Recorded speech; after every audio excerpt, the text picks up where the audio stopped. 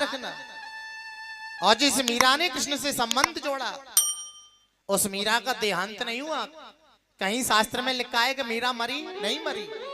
मीरा तो भगवान में द्वारकाधीश में सदैव समा गई महाराज। जो भगवान से संबंध जोड़ लेता है उसके जीवन का कल्याण हो जाता है। अगर हमें संबंध भी जोड़ना है तो मेरे बांके बिहारी से संबंध जोड़ो, मेरे कृष्ण से संबंध जोड़िए जो तेरे जीवन को कृतार्थ करने वाला है। श्री सुखदेव जी कह रहे हैं अब तो ध्रुव जी ने तपस्या की है साहब, मन में विश्वास कर लिया कि जब तक तेरा दर्शन नहीं होगा जब तक मैं सांस नहीं लूंगा। सबरे देवता घबरा गए। देवता भगवान नारायण की शरण में पहुंचे, बोले प्रभु जाओ ध्रुव को दर्शन दो, ध्रुव को दर्शन दो। और जैसे ही कहा कि ध्रुव जी को दर्शन दो, ओ हो बंधु आज बताया जाता है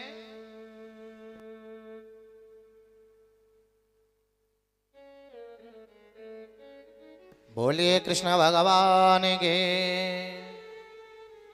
श्री सुखदेव जी राजा परीक्षित से कहते राजन आज भगवान नारायण ध्रुव जी के पास आए और ध्रुव जी से कहा बेटा आंखें खोल आंखें खोल। लेकिन ध्रुव जी कहते हैं क्या पता कोई तुम राक्षस सोए मेरी तपस्या को भंग करने आए हो, मैं आंखें नहीं खोलूंगा।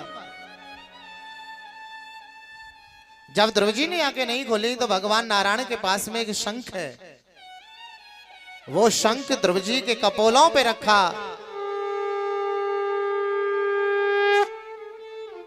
और ध्रुव जी की आंखें खुल गई और ध्रुव जी ने भगवान नारायण को देखा और भगवान नारायण ने 5 वर्ष की उम्र में ध्रुव जी को अपनी गोद में बिठा लिया। प्रेम से बोलो जय जय श्री। श्री सुखदेव जी राजा परीक्षित से कहते राजन भगवान के नाम का आनंद ही बड़ा विचित्र है साहब। जब जब भगवान कृपा करते हैं हमारे जीवन का कल्याण होता है। आज नारायण भगवान ने कहा बेटा कोई वरदान मांग लो, लेकिन ध्रुव जी कहते हैं मुझे कोई वरदान नहीं चाहिए। अरे मांगो तो सही। ध्रुव जी ने मना किया तो भगवान कहते हैं तू नहीं मांगता तो कोई बात नहीं, हम तुझे वरदान देते हैं कि जा पहले राजसी सुख भोग ले, पहले राजा बन।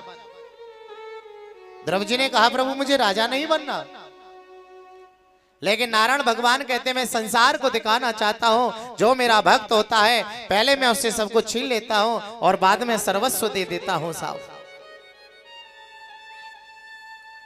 और आज ध्रुव जी भगवान की आज्ञा को प्राप्त करते हुए चलने लगे हैं। और जैसे ही ध्रुव जी चल पड़े इधर नारद जी ने जाकर के राजा उत्तानपाद को समझाया, अरे नालायक तेरे छोटे से बालक ध्रुव ने 5 वर्ष की उम्र में भगवान को प्राप्त कर लिया और तू वैसे ही रह गया। तूने अपना जीवन वैसे ही गवा दिया। आज उत्तानपाद रो पड़े, आज उत्तानपाद रो पड़े करे मैंने अपना पूरा जीवन वैसे ही बर्बाद कर दिया। धन्य है मेरा पुत्र जिसने 5 वर्ष की उम्र में भगवान को प्राप्त कर लिया साहब।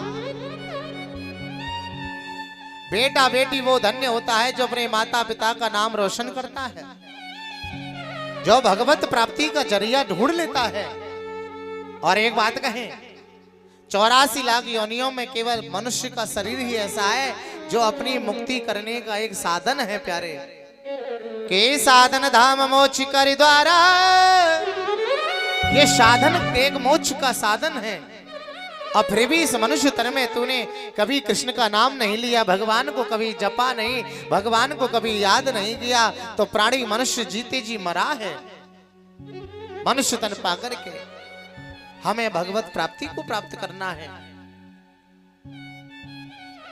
संसार में रहना पाप नहीं है, लेकिन संसार को मन में बसाना पाप है। संसार को तन दे दीजिए, लेकिन मन में तो भगवान को रखिए साहब।